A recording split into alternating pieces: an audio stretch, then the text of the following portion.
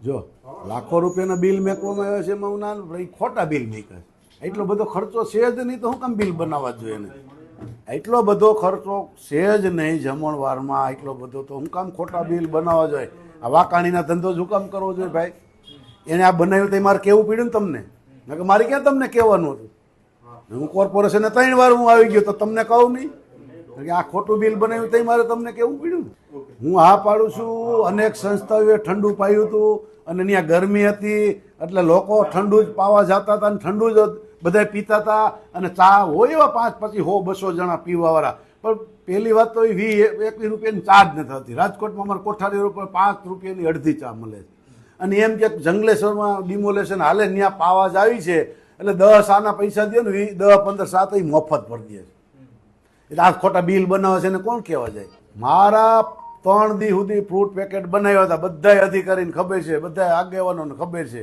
3 દી fruit packet બનાવ્યા હતા. 1 દી થેપલા, સૂકી ભાજી અને છાશ અને સંભારા, બીજા દી ગાંઠિયા અને દહીં અને સંભારા, ત્રીજા દી પૌવા અને દહીં અને સંભારા અને ઠંડુ ને છાશની બોટલ, બરાબર, અને ઠંડુ. તોય મારે 5.5 લાખ રૂપિયાનો આ જંગલેશ્વર ડિમોલેશનમાં ખર્ચો થયો હતો. આ જ નવની દોલમાં બનાવતા હરિભાઈ ગવા રોડ પે.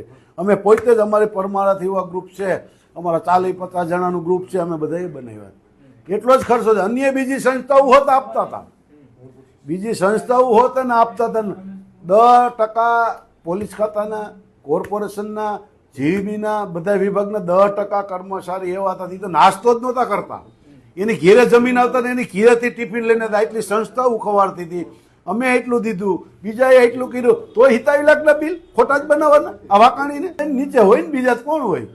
એની નીચે એને ભેગા હોય એને બિચારાને કીધું એટલે બનાવ્યો ને. એ થોડા એવું કરે, એને ખબર છે 27 લાખનો ખર્ચો જ નથી થયો તો 27 લાખના બિલ કેવી રીતે ભાઈ બને? આમાં એ પત્રકારનું તો નામ લે ને. એ તો જો આમાં એને ખબર પડી ગઈ છે કે આપણી માથે માછલા ધોવે એટલે પત્રકારનું હવે નામ દે કે પત્રકાર ખાઈ ગયા. પત્રકાર હું ધતુરો ખાઈ ગયા?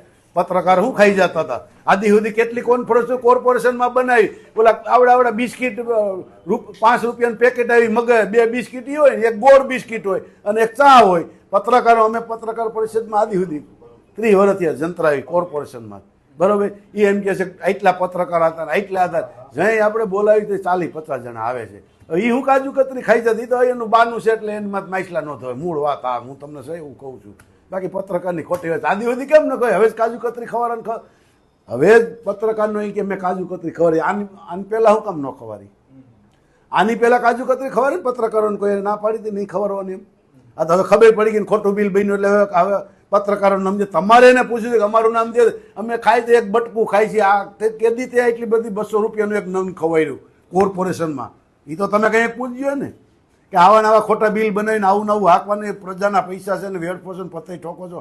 ક્યાં ભવે છૂટશો તમે? હવે તો મને એટલી ખબર, કમિશનરને અંગત રસ લઈ અને વિજિલન્સ તપાસ બેહારીને આની કમિટી રચી અને આને સસ્પેન્ડ કરવો જોઈએ.